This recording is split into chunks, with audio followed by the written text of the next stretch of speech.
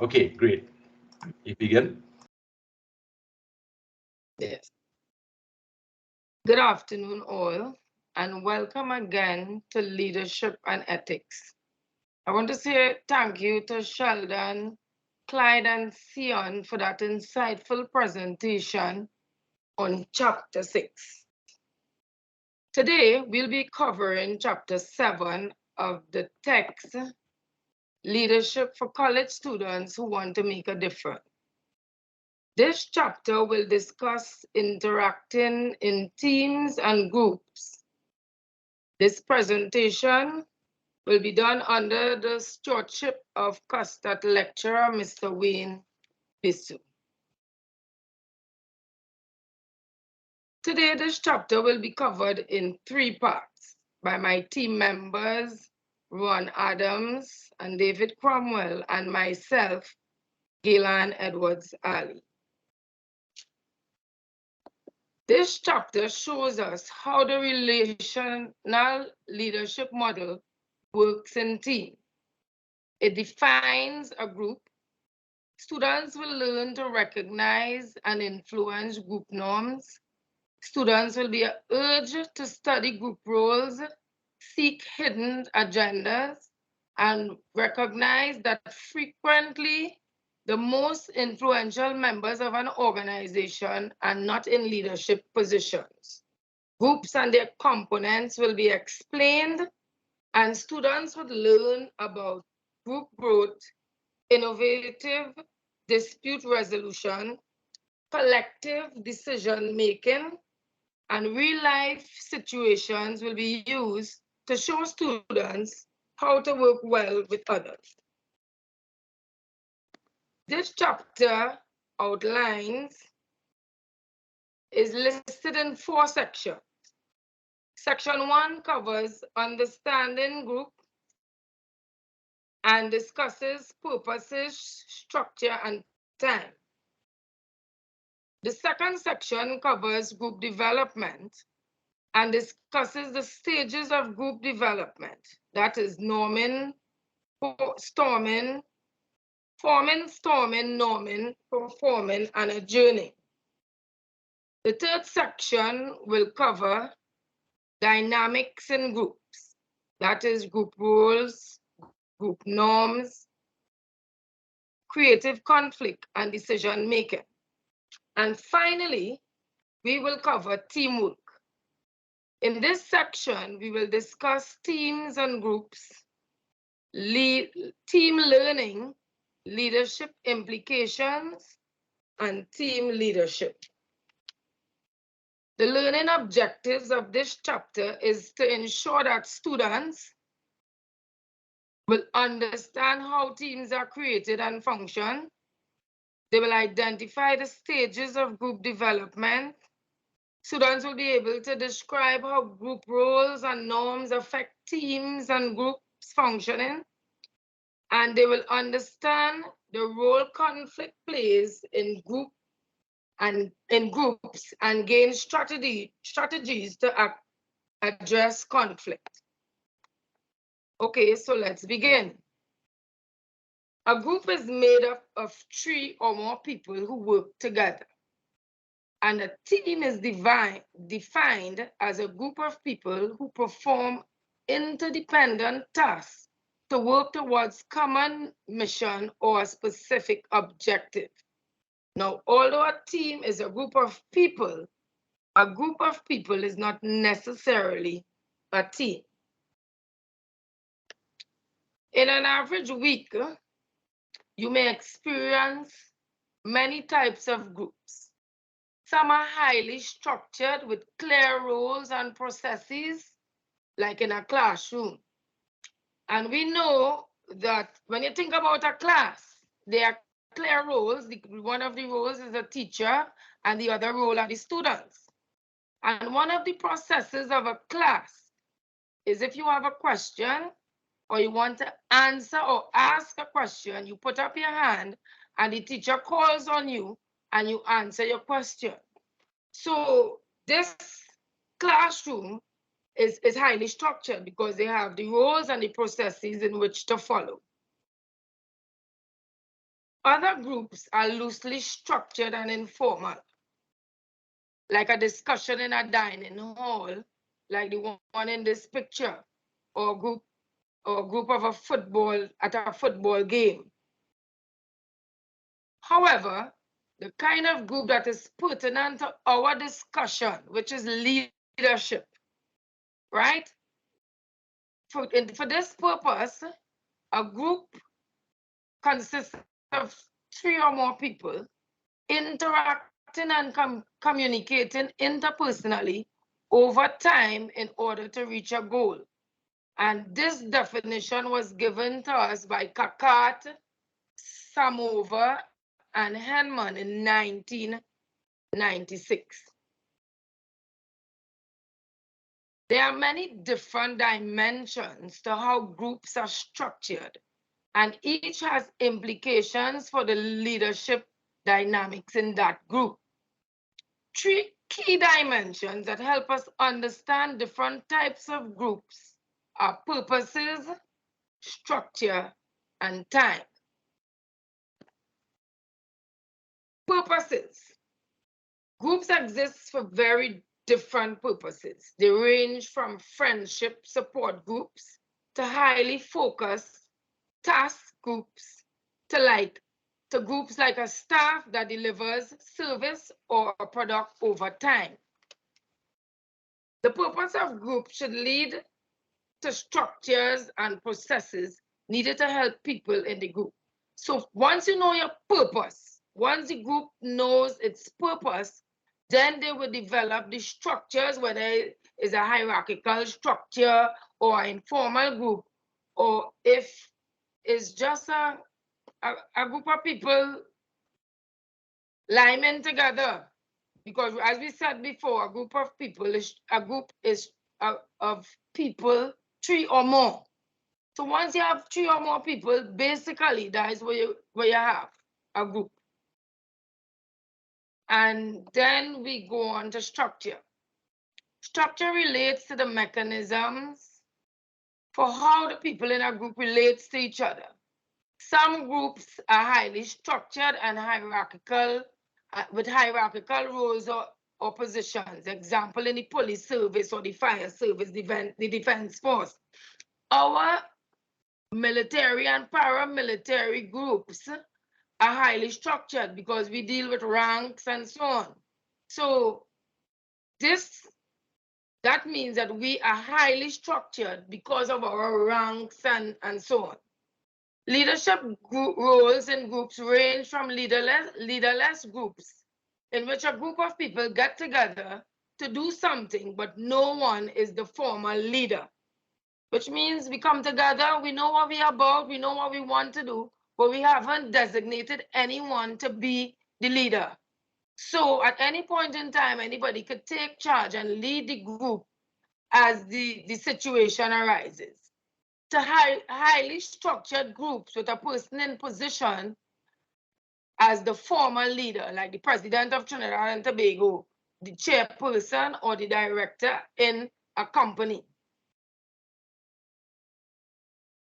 In the informal settings, participants share needed roles and leadership emerges or is all round in the group. That means it's informal, we came together, we know what we want to do, but everybody operates according to the needs. Anybody, again, could take charge, and sometimes a clear leader just emerges because they have a clear understanding of what is required, and they have that knack to bring people together to work towards achieving the goal. In a formal structured settings, a positional leader may be accountable but may use diverse styles ranging from highly autocratic, which means that they're making all the decisions and directing and controlling the followers. They ain't leaving anything for anybody else to do. Everything must be done by them. And when they make a decision, it is final. To engage in group members and empowering them through relational leadership. So everybody in the group, the leader is engages them to hear their opinions and to empower them to share what they know and encourage them to help with in assisting in leadership. So it's not like that hard and fast rule as the autocratic leader who would just take charge, make the decisions, and their decisions are final.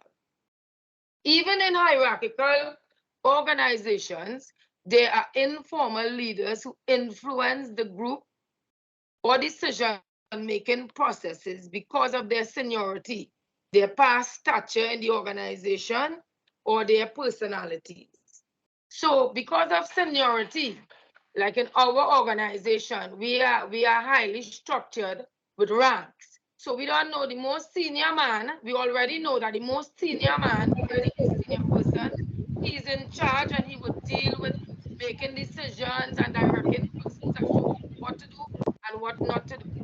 And the people with past stature now in the organization, they are not necessarily the senior person, or they are not the person really in the leadership role.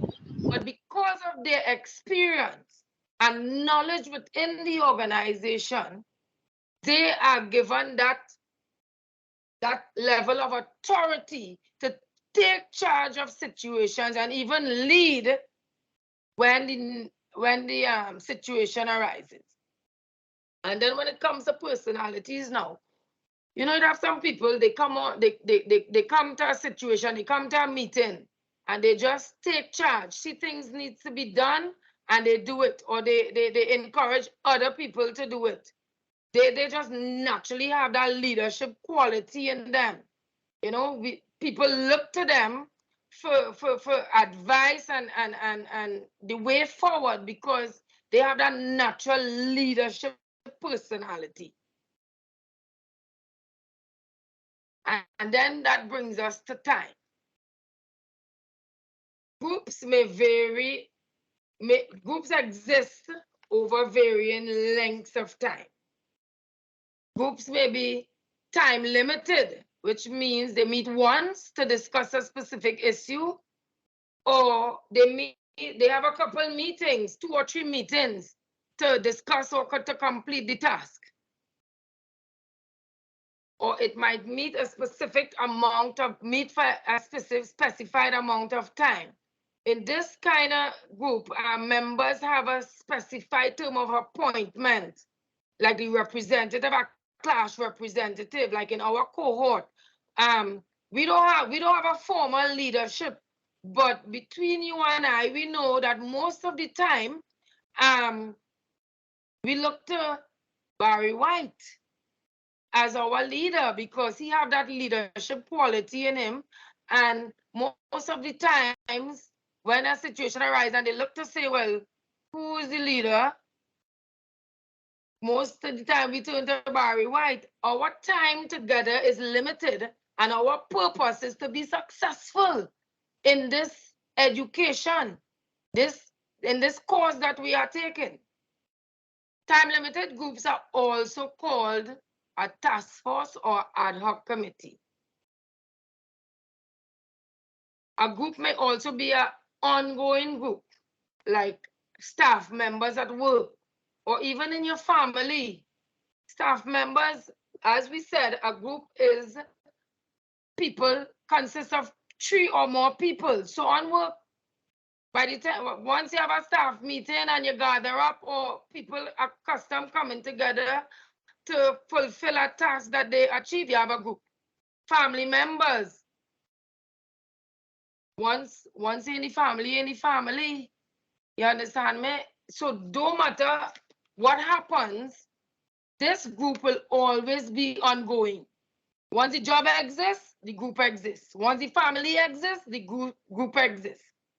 And some of these groups, they use names like committees, boards, or councils. The duration of groups raises different challenges. For example, time-limited groups with a short time frame must quickly establish rapport and common purposes. You don't have time to sit down and get climatized. you come here for a purpose. We understand what is the purpose, and we plan on how to achieve the purpose. We don't have time to spin and get to know each other and spend time. Our time is limited, and we have to make the best out of this time. Get in and get out.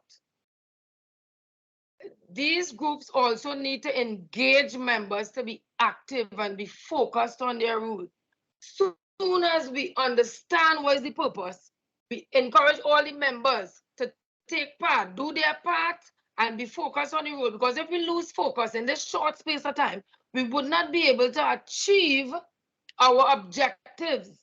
And that's what we want to do. We want to achieve the objective. So although the time of this group is very limited, we're going to make the best out of it by establishing rapport quick, in ensuring that we have that one common purpose, engaging our members into active behavior and focusing on the roles.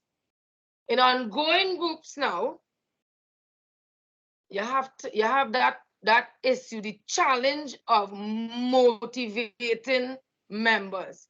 Because it's ongoing, people could be demotivated. Oh gosh, we're doing this again.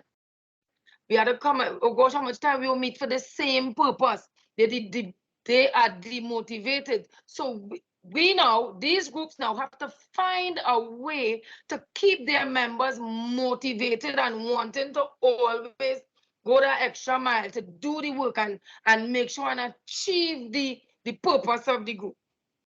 Another challenge of ongoing groups is establishing processes to welcome new members into the group. It's an ongoing group, so members may leave, we may have to bring new members, or we may need new members for the purpose of adding, we just need more hands on deck.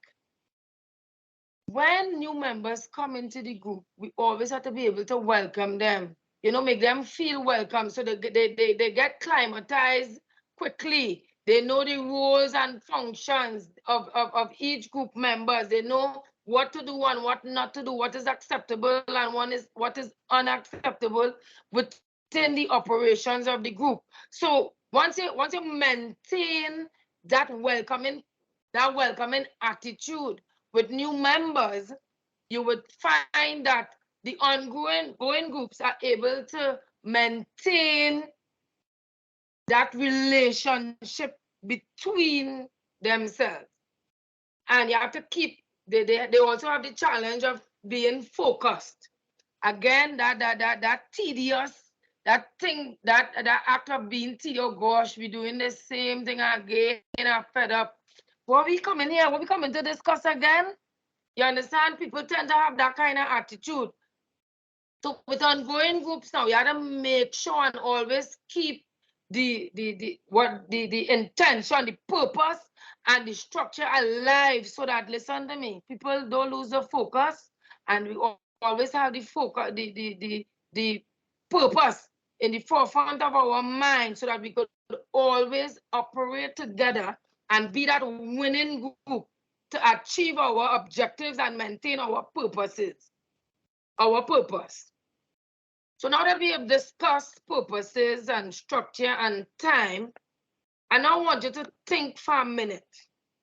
Think about the groups that you were involved in during your tenure in your job, whether it's a group at home, whether it's a group wherever, right? Think about these groups for a while and consider, what was the purpose for this group? What was the purpose this group was created?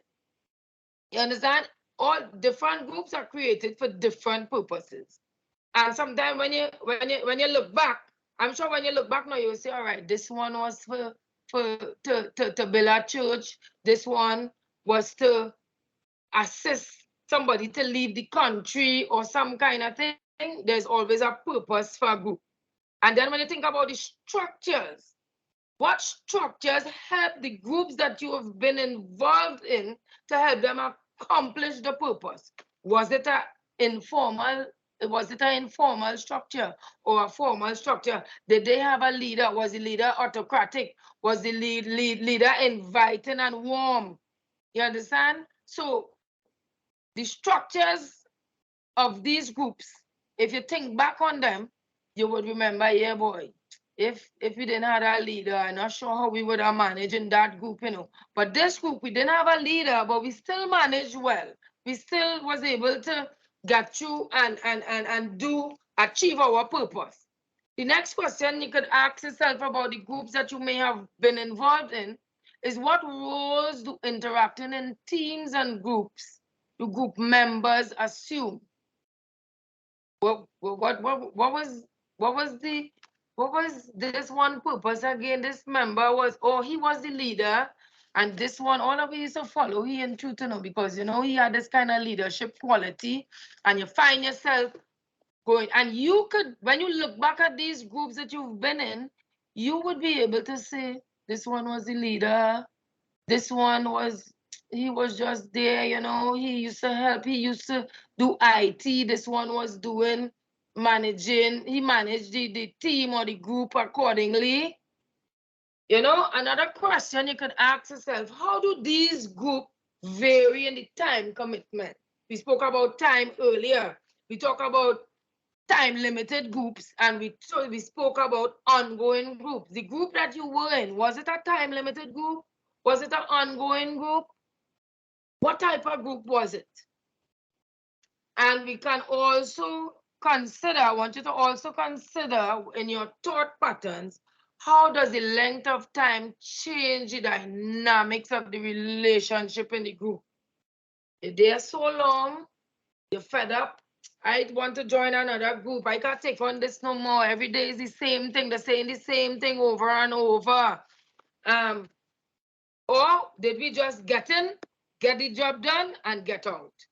What type of group was it? And if you ask yourself these questions, you would understand and realize how important the purposes, the structure, and the time of a group, how important it is to understanding groups.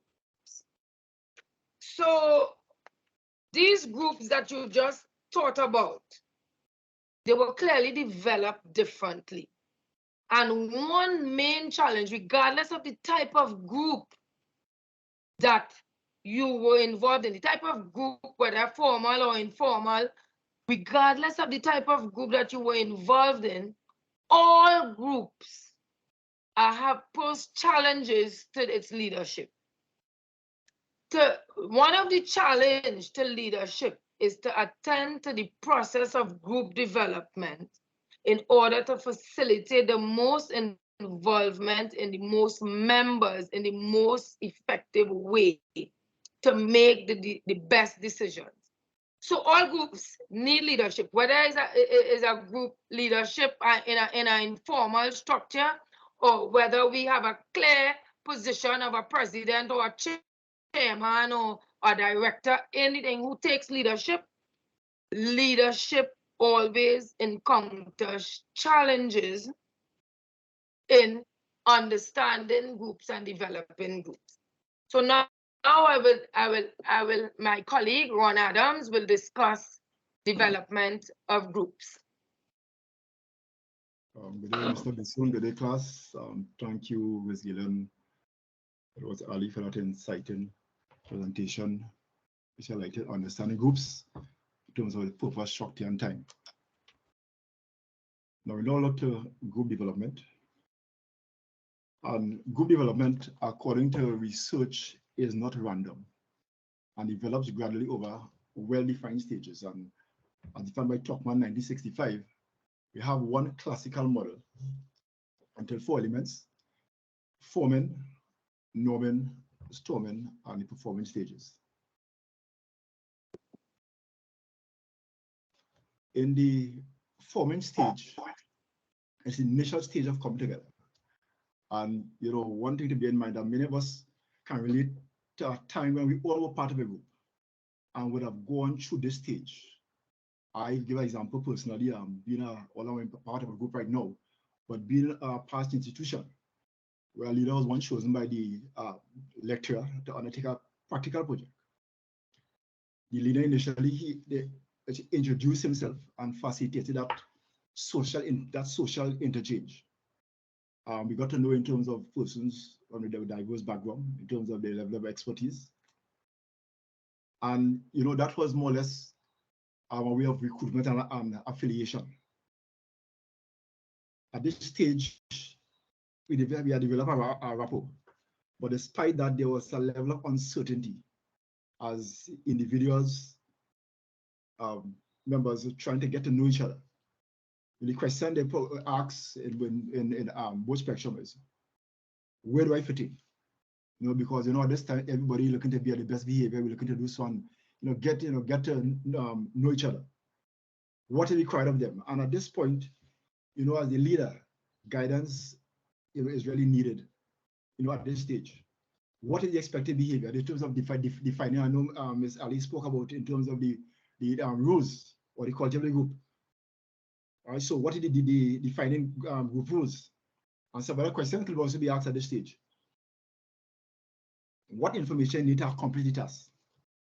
What are the different meeting times?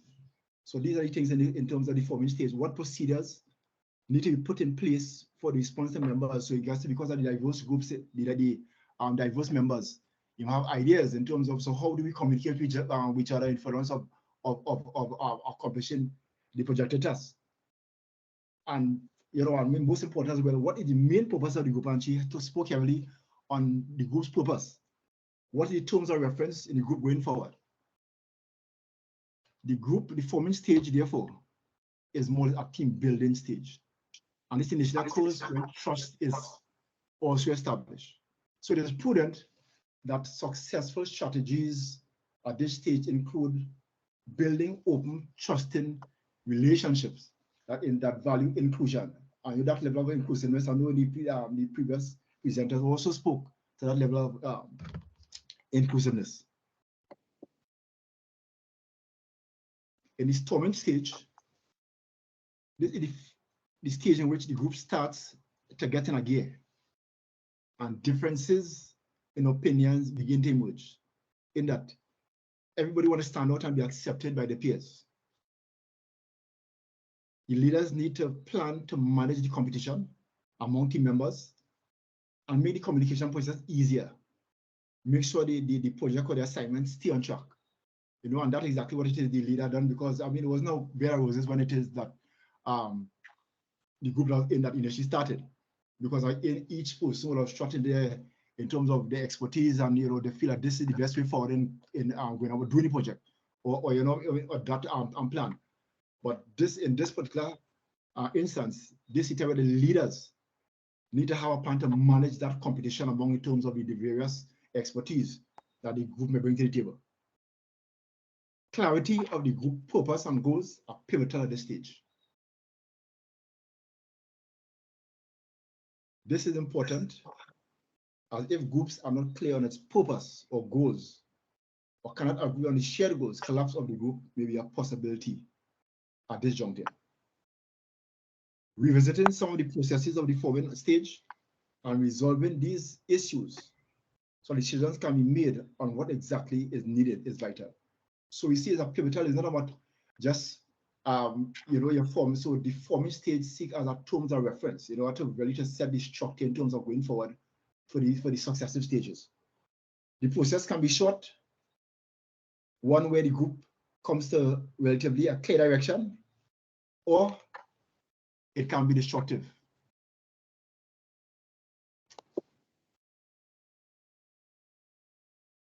Some groups establish trust in each other, and in the process, that the story process is resolved quickly. So we see that, you know, and she spoke about, Mr. What spoke about time, you know, because of the fact that, you know, that might be in have assignment for 2 weeks or 3 weeks. So we see here that some groups establish that trust, and because that level of expediency, or just because of that level of cohesiveness, that we resolve the issues in a quicker manner. Some groups exist at this stage and develop adversarial models of operating. They need as a catalyst to perform, and you know what brought to mind in terms of the political agreement within trying to begin in terms of the political system we have the government and we have opposition, and they probably exist at this stage because more adversarial in terms of the checks and balances, so that even to pass legislation, we see that sometimes it's not passed because in this stage, some say there's no shared values in terms of going forward, in terms of what what each want to see going forward in the table, right? So this is where exception where it is that on the adversarial level, that this storming stage, this is what happens at that particular juncture. At the norming stage, this stage realizes the resolution of key differences being resolved from the storming stage. There's no more internal competition. Responsibilities and goals are clear. At this stage, it establishes patterns of how it gets work done. So you see that the informal and informal procedures are set up by the group, identifying what items are essential. So what is necessary for the group to move forward? Who will be assigned to a particular activity and how people react in terms of that particular the activity or the responsibility that they were given. So individuals deal with, at this stage, both the intimacy and the identity, in that he or she learn to share the ideas and listen to feedback while working toward a common goal. So it's not about not more so about I, right? It's about we.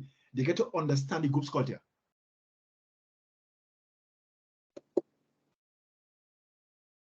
At the performance stage, we focus on problem solving. It is built on a strong foundation for the previous 3 stages. The group is said to be in a mature state of equilibrium, and this is really is a high level of cohesion and trust. And remember, in the initial stage, we say in terms of group formation, most of that trust being established. So it's a high level of cohesion and trust among the team members.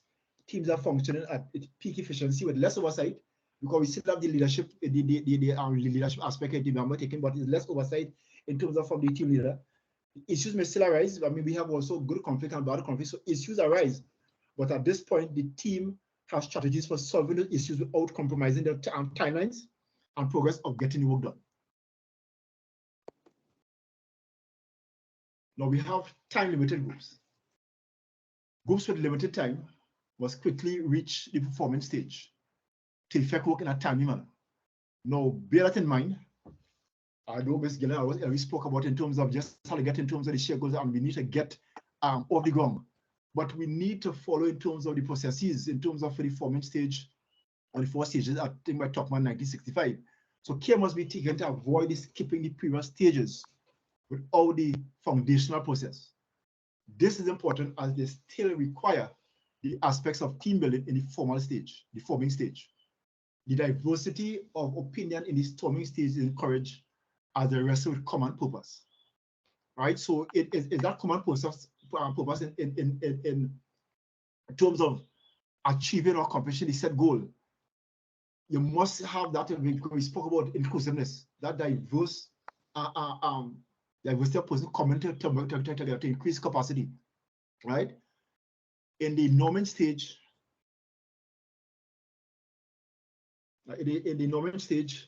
I establish a pattern of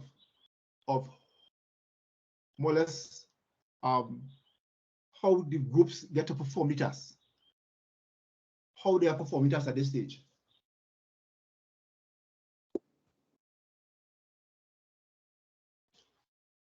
Performance stage, the ongoing groups, they have a longer lifespan, and they should revisit each stage of the process to steer you know. Groups at this stage may have a level of longevity. But however, if they don't maintain in terms of staying or according to the main purpose, then the group could get dysfunctional and they could eventually be terminated. And we need to study in terms of our course, and it's more like a recycling, to go over in terms of various stages from before to get correct in terms of what are the terms of reference, what is the define what the main purpose of the group. Were there any changes? Do we have to, let's say that we build a house, and the purpose of the purpose of the house probably is probably a family of 3. But then the purpose now, get family gets so extended, then that purpose might have to change. In that, because now for the extended family, you might have in terms of 5 or 6 persons coming in. So then therefore the size of the house, so that purpose in terms of okay, let's say, because they're speaking about in terms of finance, they're speaking about in more resources. So that, are we do so and still going to continue with this project? So we need to stay in terms of any focus change. We need to in terms of we steadily revisit in terms of that aspect within the forming stage.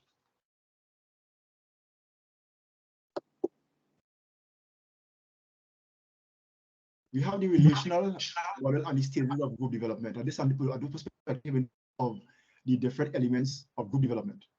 So I say when the group is forming, the relational leadership philosophy would encourage participants to be inclusive and empowering to make sure. So we see that we'll come again in the inclusiveness to make sure that all the shareholders are involved. We need to seek diverse members to bring talent to the group, and as mentioned earlier, in the formation of the group that was in before in terms of their past institution, we had the diverse members that they each brought their various expertise to the group and by virtue of the project we are to undertake. Model the process of inclusion and shared leadership. And the purpose of shared leadership is we each have strengths and weaknesses.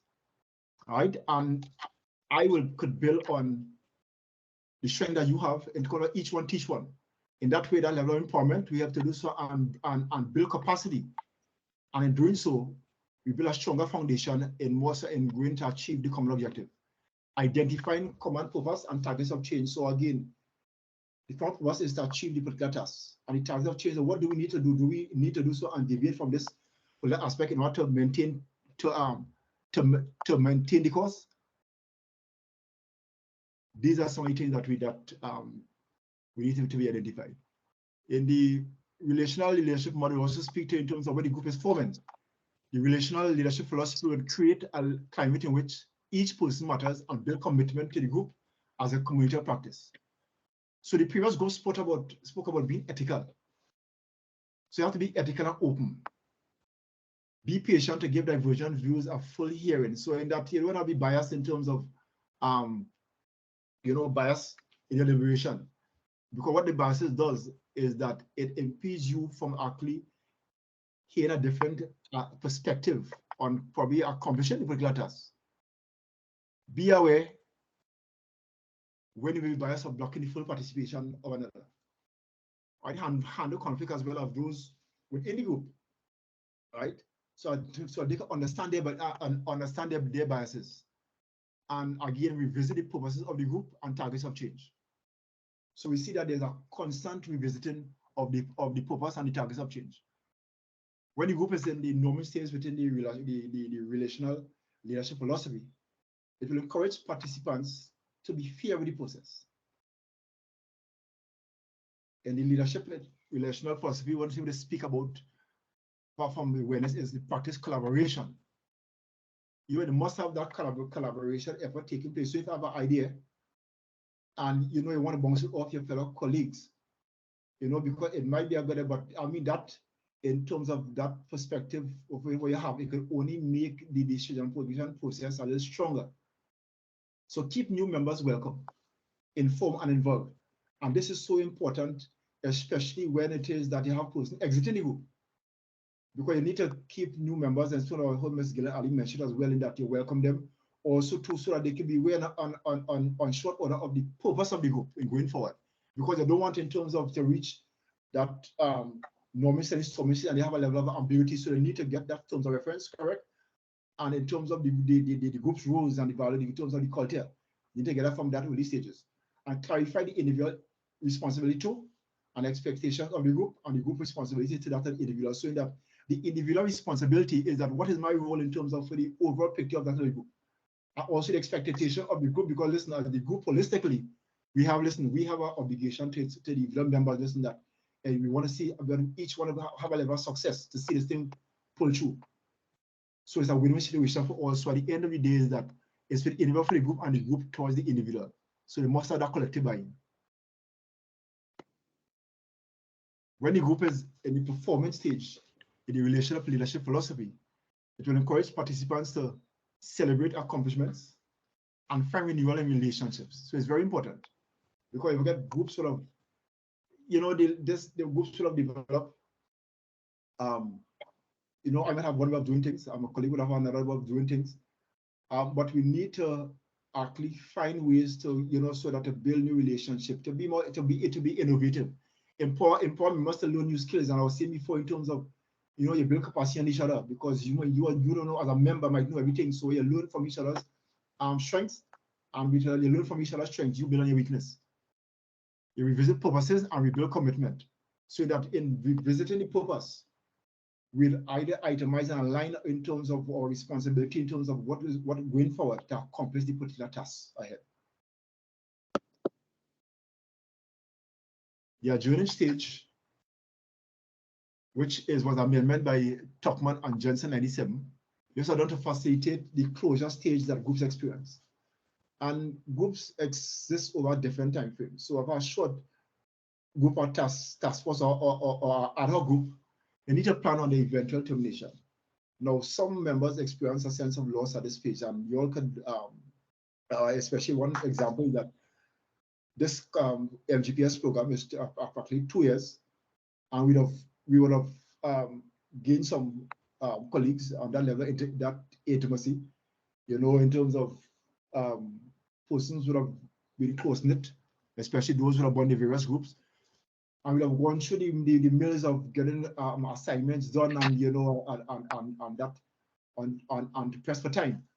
So those bonds are formed, and now at the end of this course, only we still have these contact numbers, but you still have enough loss to know that, listen, that that level of cohesiveness was one that we can just call or just meet. That might not be there. All right, so also too, the accomplishments should be celebrated at this adjourning stage, and reflection of lessons learned or what was effective or ineffective should be identified. And this part is so important, because as we leave the particular group, we might end up in other groups with even similar projects.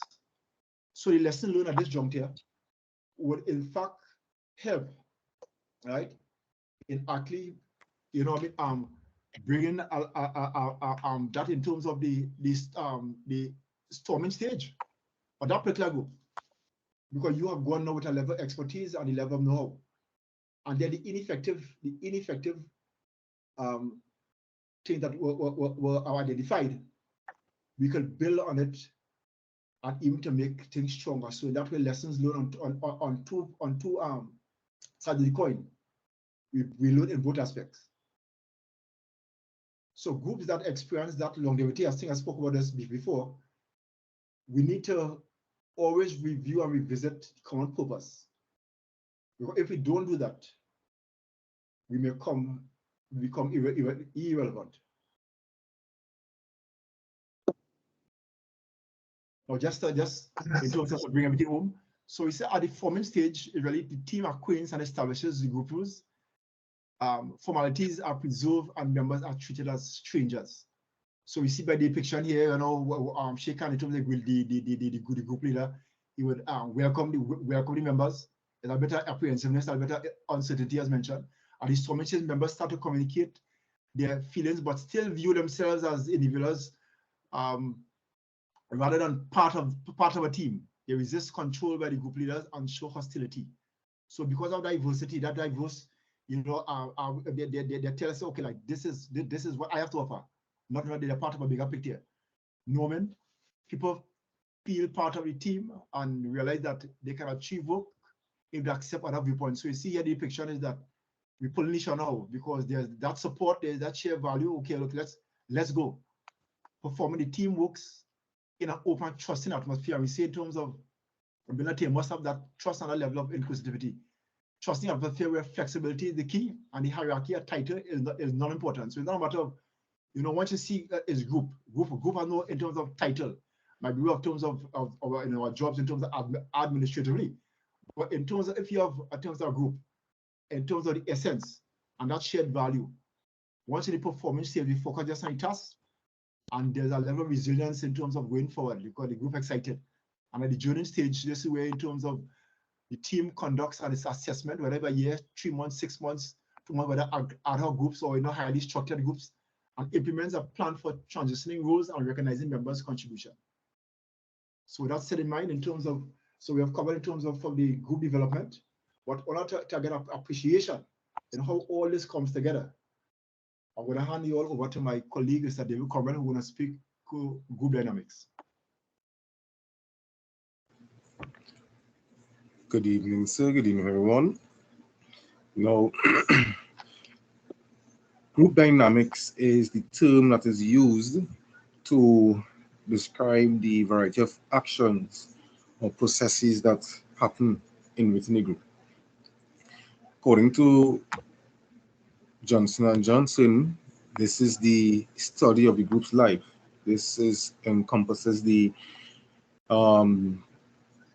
decision-making, conflict resolution, just how the group operates and processes stuff. Now, the group roles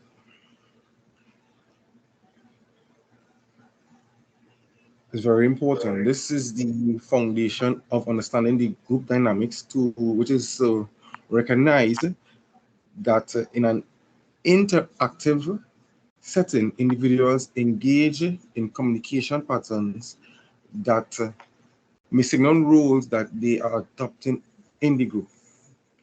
So persons by natural nature would pick up a role. Some might be, as Gila mentioned before, would pick up a leadership role, not by themselves, but people put them there.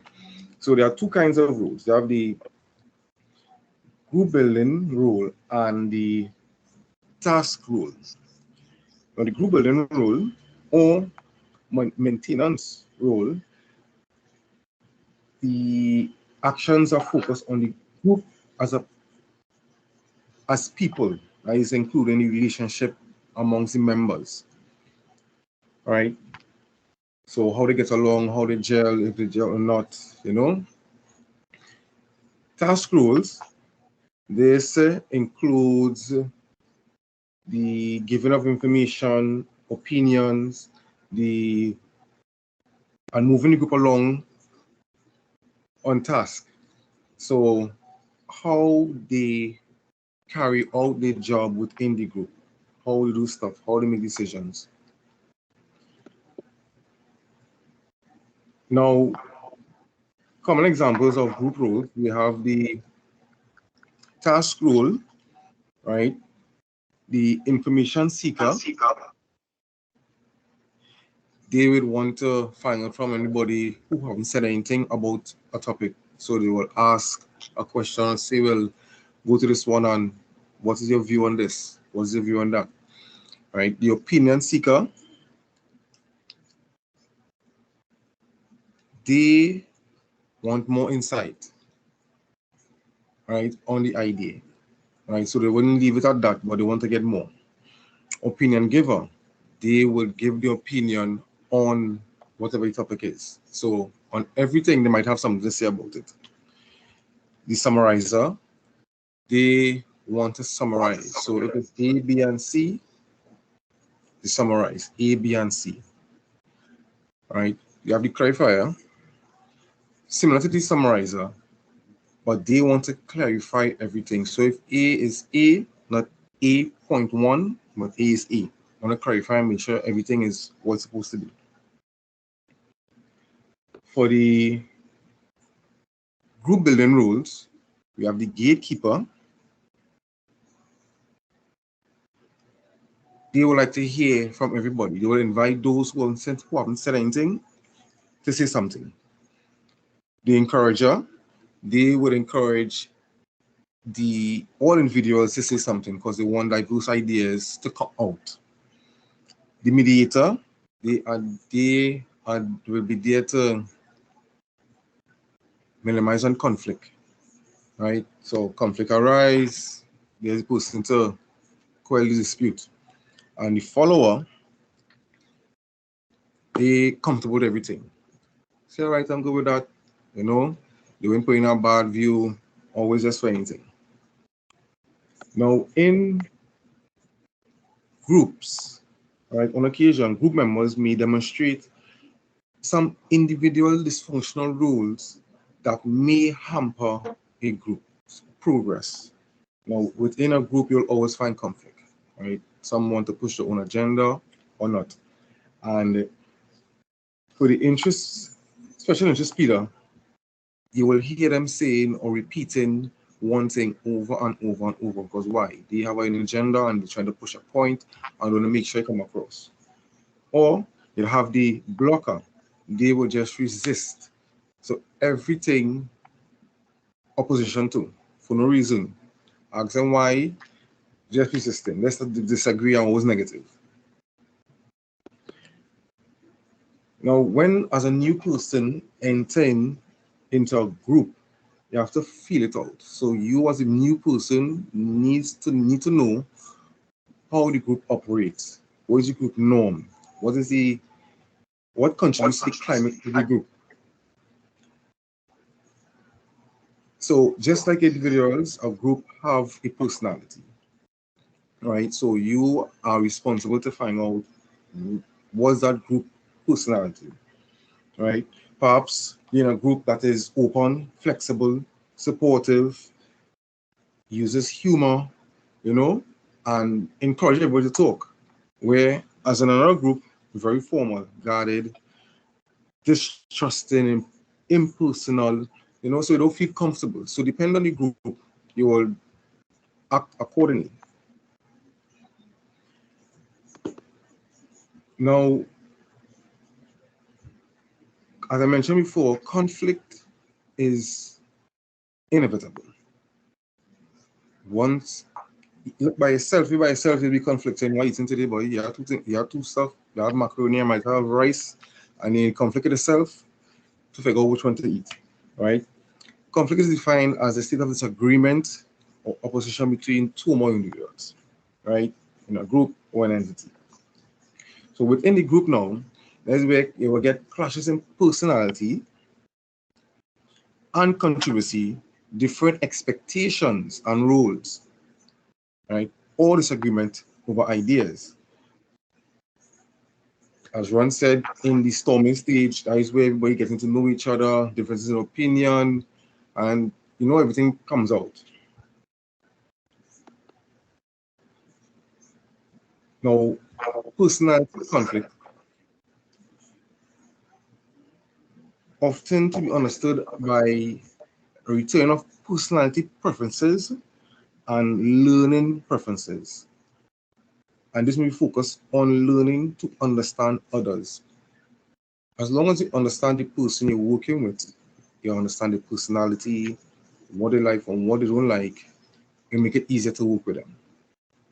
Role conflict is best handled by thinking of what assumptions you may bring to the conflict about your own role and your own expectation and of others that may clash with the assumption. So what is your role? What is their role? And how, that will affect the group. Now, conflicting ideas is where you have persons with controversy as opposed to ideas as to what they want going on. So with the conflict could be good, conflict could be bad, but in a group, the more things you have seen, you will be able to get more ideas out and come to a better solution. Now, when conflict is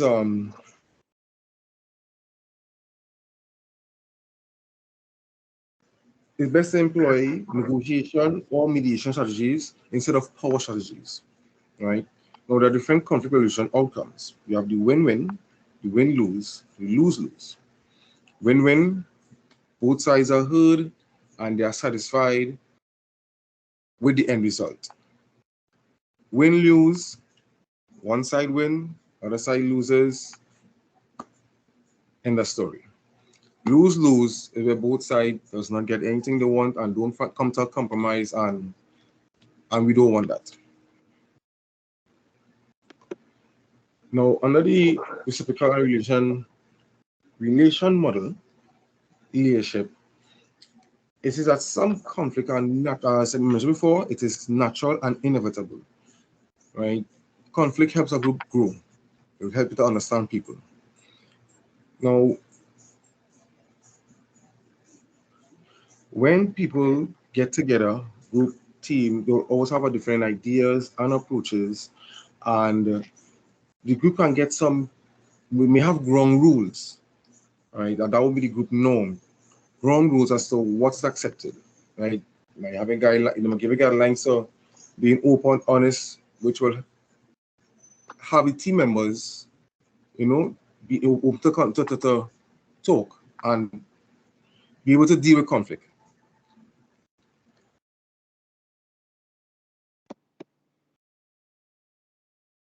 Environment for differences. Such ground rules might include agree with everyone, will have a chance to be heard, who wants to speak, and stuff like that. Now, there are advantages and disadvantages when it comes to conflict. It creates increased motivation and energy, clarify issues.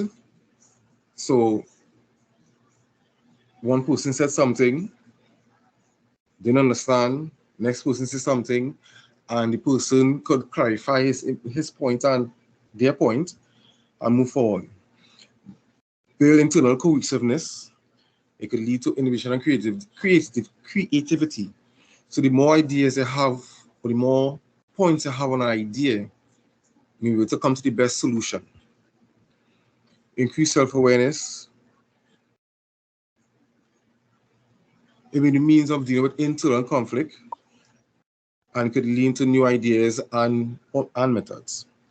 On the other hand, it can be debilitating to the group, can distract from goals and achievement. You know, we're working so the conflict would keep the group from moving forward.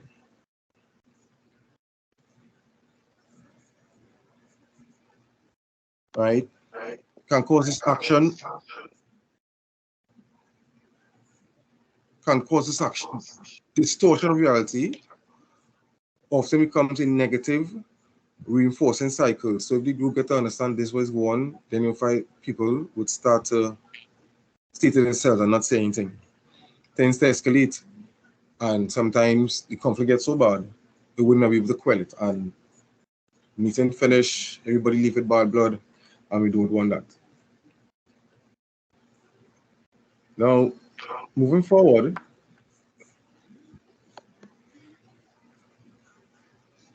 in a group, when it comes to decision making, the traditional view of leadership, they often assume that a group or the leader with the authority and responsibility for making a decision has the final decision. Now, in many occasions, the position leader may make a decision on behalf of the group, but sometimes this short notice decision because of a impromptu meeting at the point in time and may not have time to consult with the group to make a decision. Now, another rationalization model said he gives some guidelines, some questions to ask yourself. So when you come in a situation, how to respond. So does the decision support the mission and vision? So you're making a decision, but not just yes, no, but give yourself time to understand what it is about. What opinion does my group members have about the issue? This is where you as a person would know your group and yes, or the situation, and you'll know certain viewpoints from the team members. What will this decision heighten our involvement or limit our involvement? Is this the right thing to do? Should I slow down making this decision so that others can get involved? So depending on how severe the decision is, you could always say, I could get back to you. You know, it will make you less of a person. It's about doing the right thing. Now, it's also about the leader is taught that to use decision process intent to allow others to have some influence over the leader's decision. Now, why I say allowed is because it's not everyone will be allowed to make a decision. So depending on what the topic or what it is, you can or you cannot, right? But the thing is, everybody will have a say, but it's how they will have that say. right? Everybody will have a say, but it's how they have that say. And in a formal setting, right, about the authority and role of participants in this decision-making process.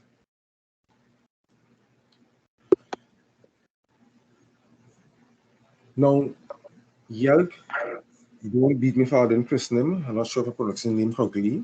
He identifies some 4 possible decision-making procedures, right? Autocratic, consultation, joint decision, delegation, or participation. Now, Johnson 994 described 5, right? Decision by authority without discussion. That is where the leader just makes a decision, no conversing. Expert member, IT specialist in the group, but something is wrong with the network or whatever problem you're dealing with, you consult with the expert on the situation. Average members' opinions. This is where you just get some views from a consensus from the group. You have to get from everybody. Decision making by authority after discussion. Discuss with the group, get the consensus, and then make a well-informed decision. And majority control. Get consensus. All in favor, say aye. All in favor, say no. And then make a decision from there.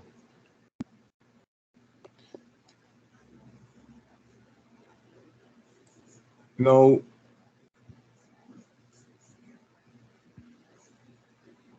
consensus does not mean that, as I mentioned before, everyone in the team will have or agree with what's going on. They will have a say, but everybody's not going to say yes to that problem. At the end of the day, you will just, as the team members in the team, you have to support the decision that was made. Right? Consensus brings the highest commitment amongst participants and is the most informed by diverse knowledge base in the group. Right? Consensus requires that the group become comfortable with handling conflict and be informed by raising controversies that can lead to a good decision. Now, groups that are uncomfortable with controversy or who do not handle it in a civil manner may move prematurely to vote on a decision. So, because the group not gelling, they might just say, all right, and then let's come to a ad hoc conclusion. Consensus requires that the group will be able to use strategies, active listening, compromising, and working in a collaborative manner. And this means that you have to give the group time to deliberate on an issue. So you can't come to give them an issue and say one answer. No. You have to give them time to be able to trash it out and come to the solution. So give some guidelines as to reaching consensus with a team. Clearly define the issue facing the team. Don't leave out anything. Put everything on the table to let them make an informed decision. Focus on similarities between positions. So you have A, B, see where it's going, how it's similar, where it's not, and move forward. Ensure that they have adequate time for decision. As I said before, they can't come now for now to ask a question and get an answer immediately, and avoid conflict reducing tendencies. For example, voting. Now, as Gila mentioned before, a team and a group, although they may be close, but when you go to the internal workings, they are a little different. Now, under teamwork, when you talk about team, you think about sports, and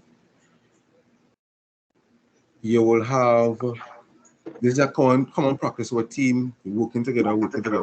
Now, strength is not in the individuals, but in the team. So let's take for example, you have for Olympics basketball, when United States come together, they bring all the stars. But if they don't work as a team together, yes, they are all good. But if they don't work as a team together, they would fail because each man playing their own game. You understand? Each person playing their own game. Now, Tina mentioned, he said, we can no longer afford the luxury of a few individuals working in isolation.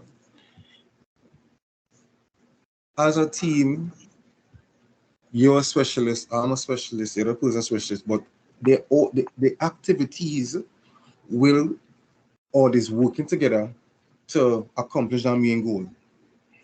Right? And this metaphor has implication of moral, motivation, support, working together, diversity in roles, but being able to work together. Now, Cutter observed that a powerful group has two characteristics. One is made up of the right people, and two demonstrates teamwork. Hughes goes on to say that there is a difference between, or distinguish the difference between teams and groups, I should say. All right, teams have a stronger sense of identity and common goals or tasks. They are task interdependent. The task independent is higher within a team as with a group. Reason being, each team member, they are there for a particular purpose. They have a particular skill set. So whatever they do is important for the team in order to go forward. Team members usually have a distinctive role than in a group. Cohen goes on to say that an enthusiastic set of competent people who have clearly defined roles associated in a common activity working cohesively in trusting relationship. So, as I said before, each person must be able to trust the person next to them. They must know your weaknesses, your strengths, and that is how we can work together better.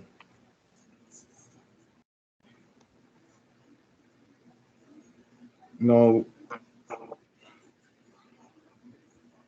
Parker defines a team as a group of people with a higher degree of interdependence geared toward the achievement of a goal or the completion of a task. Again, each person are specialized in the team to move forward.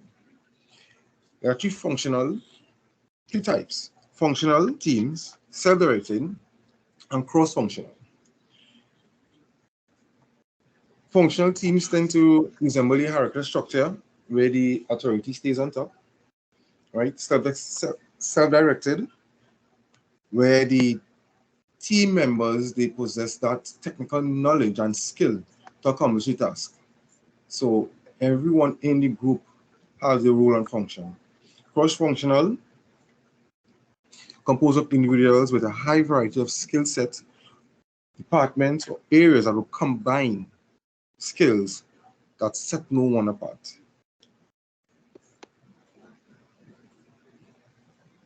Now, working group versus teams. Working groups, strong, clearly focused leader is appointed, where is a shared leadership responsibility existing around group members. Because let's say five person in a group, and the IT person at the point in time, because that's what he's dealing with, he's the expert and is saying, right, I want this done, that done, that done. It's not because he's not the leader, it's shared leadership, because at the point in time, his specialty he's talking about, and he could be able to task person. The general organizational mission is the group purpose, whereas in the team, well-defined purpose or unique to the team. The group individuals work provides the only product, whereas the team and individual develop the product. The working group is measured indirectly by the group's influence on others, whereas the effectiveness is measured directly by assessing the team work product.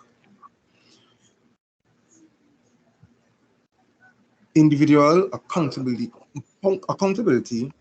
is evident, whereas in both teams and individuals are held accountable.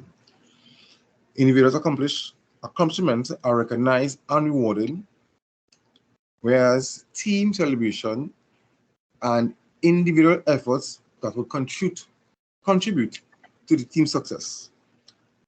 Meetings are effectively run and may not last for a long period, whereas in teams is an open-ended discussion, problem solving, interacting. So you might have a meeting, finish, and somebody come up and somebody put something up in the WhatsApp group, so something ongoing.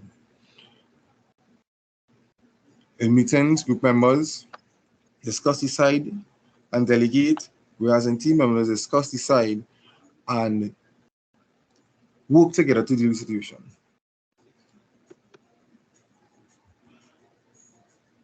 Now, we have seen this before. SMART. If you're working by yourself, or even or in a group, if you have a goal, it must be specific, measurable, attainable, relevant, and time-bound. Now, we did this in first semester, so we don't have to go into this. Now, teams are more than a combination of skill sets or functional roles carried by individual members.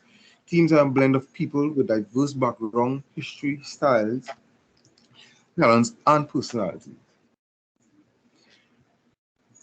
But Parker, he came up with a few stuff that was critical for team success.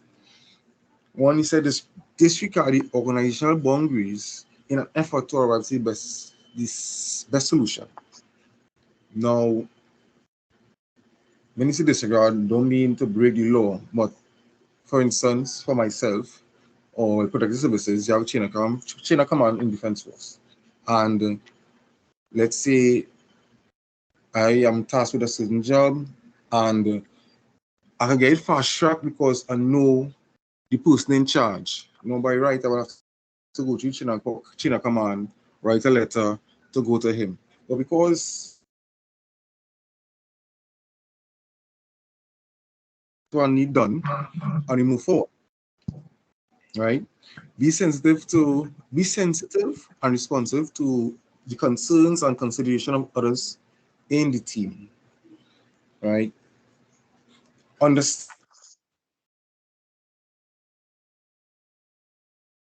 frequent communication. If the group don't have open communication, then you will find things sticking. So you might get a message 2 o'clock in the morning. Yes, bad timing, but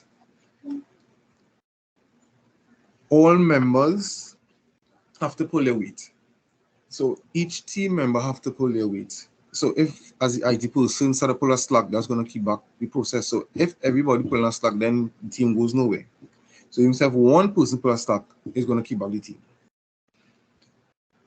Capitalize on team member strengths. So within the team, you might need some information from a certain department, and persons in the team might know friends or have connections or with external persons that will be able to help the team progress. Develop a sense of trust among team members. This is where you get to know each other and you're more like a family than a group. Be willing to accept and try new ideas that are different. I am different from you, you are different from the next guy, and you have to understand and be able to give them a chance to voice their opinion and understand where they're coming from. Not because you don't understand, you will just cast out the window. No, it's not about that. Everybody's view, everybody's opinion is important. And I say use a bit of humor.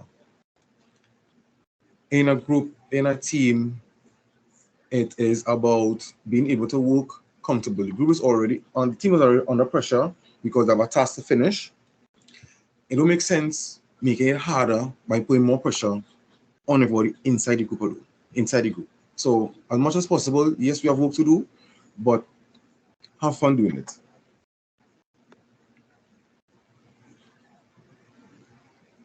Now, in a team, we all learn, and this happens in other ways. So, group projects, experimental settings, and study group. So, as a team, everybody will be learning from everybody. So, it's not about you in a team and you, wherever the next person has to say that doesn't interest you. No, active listening. So, take in, learn something, because somewhere down the road, it might come in handy somewhere, right? Talking is, or dialogue is important. Now, with COVID and classroom going online, when, yes, somebody's speaking, you're not seeing the face, you won't see the expression if they're making any hand gestures. It wouldn't be the same as talking to a person face to face, and you will get to really feel that person emotion about a topic. So it's not just about talking, but getting that person idea, the tone of voice, the passion they have in the voice, the facial expression. So someone might say something and you'll see somebody's facial expression and they don't have to say anything, but you know what they're thinking or know what they're feeling, right? And I just said, as a team member, you're obligated to listen, internalize, and understand what is being discussed.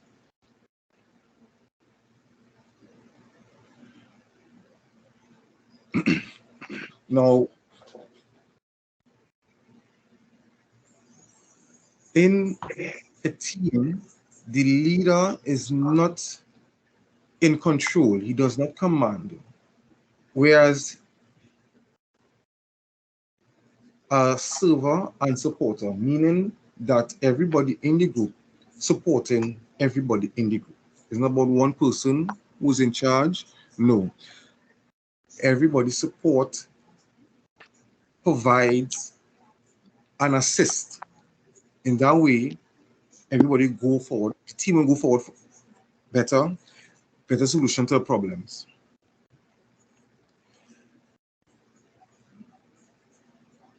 Leaders in teamwork settings are facilitators of team learning. So as the person in charge, you're responsible to ensure that the team learn what effectiveness is going on. And to facilitate this, it means that you understand motivation, advocate the interests, while being open to hear or a perspective. So you as a leader, you need to reiterate, hey, you're going on. A talking, you listen to A, right? Be respectful to each other. And it goes on to say that the success or failure of a group is reflected upon equal as understanding why something worked as well as why it failed. So it is important that when something goes right, yes, they make note, but as well as if something goes wrong, make note of it also. So in the future, something similar comes up, you will be able to deal with it. So failure is not the end all. Failure is a learning experience.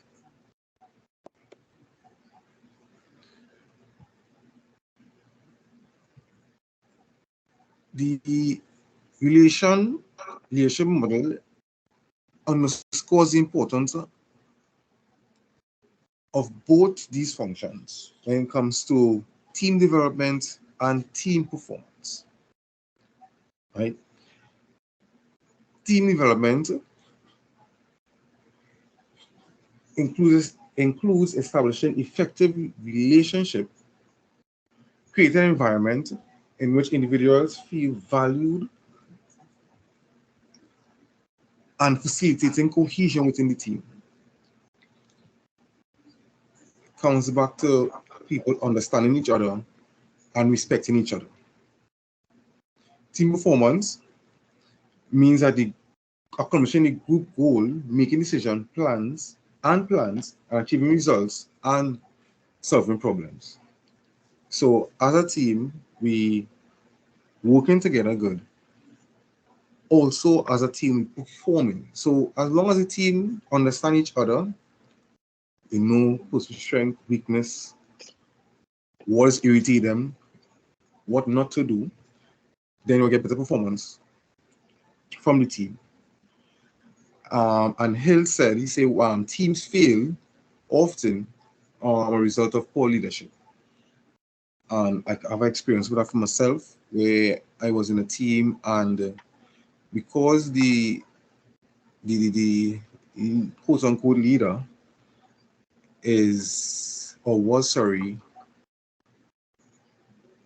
had his own way. So it doesn't matter what anybody in the team put forward, what he said goes, and that was it. And after a while, people stopped talking, and was no contribution. Yeah, it was horrible. Now,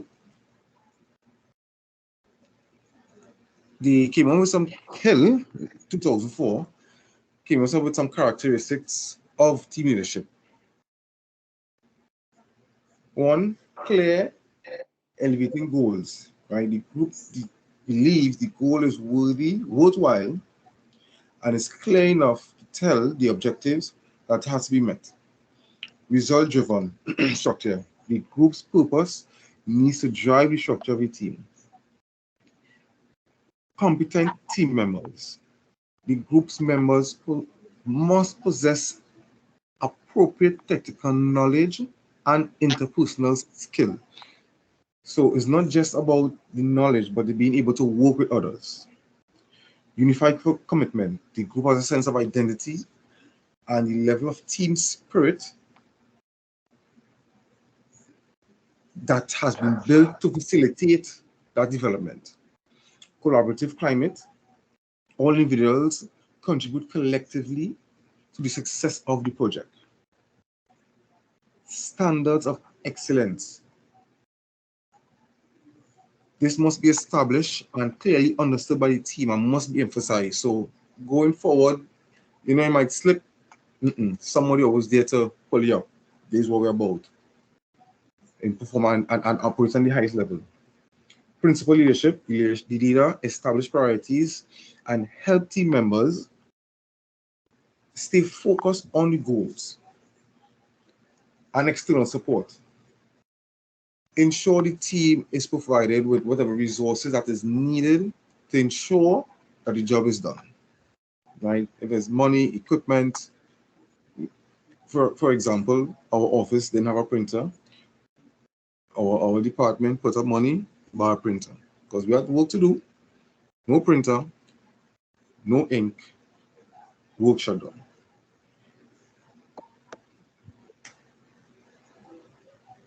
Now, team leadership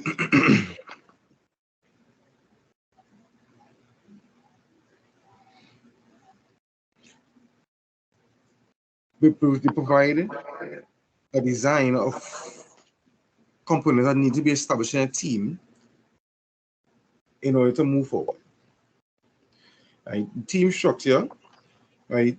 The team understands its task and finds meaning in it. And the team is given autonomy to accomplish the task. So with the same group I was in, he took away everything. Everything must go through him. So we have an idea. Instead of we could have gone find out and then we come back, no. You gotta come to him first, find out, and then until everybody stop going to him and he starts doing things for himself. Group boundaries. The size of the team must be just right, not too big, not too small. Diversity exists within the team, and the team has sufficient knowledge, information, and interpersonal skills to accomplish the goal harmoniously. Norms. The team has a set of norms to guide behaviors of the team. So, as before, set guidelines so the team will know what is acceptable, what is unacceptable. Authority. Excuse me. It is flexible rather than rigid to use with the authority. So the leader and team members allow for open deliberation and instill a sense of empowerment and trust within the team.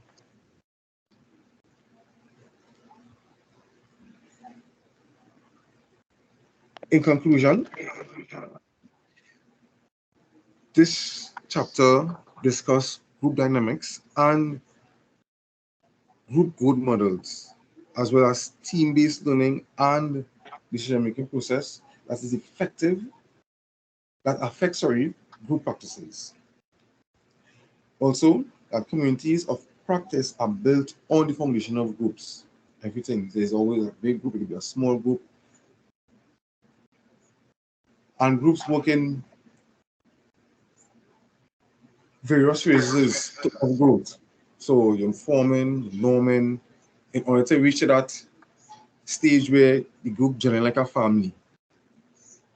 A know what B thinking, B know what C thinking, and working together. And it is crucial to understand the distinction between groups and teams, as well as the deliberate process of transforming a working group into a productive team.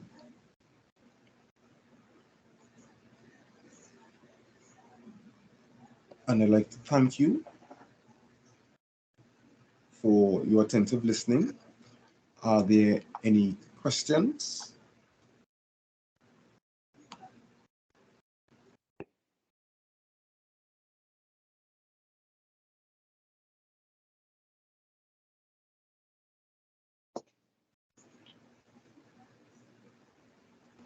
Right. If there are no more questions, then I will stop the recording. Thank you very much, guys.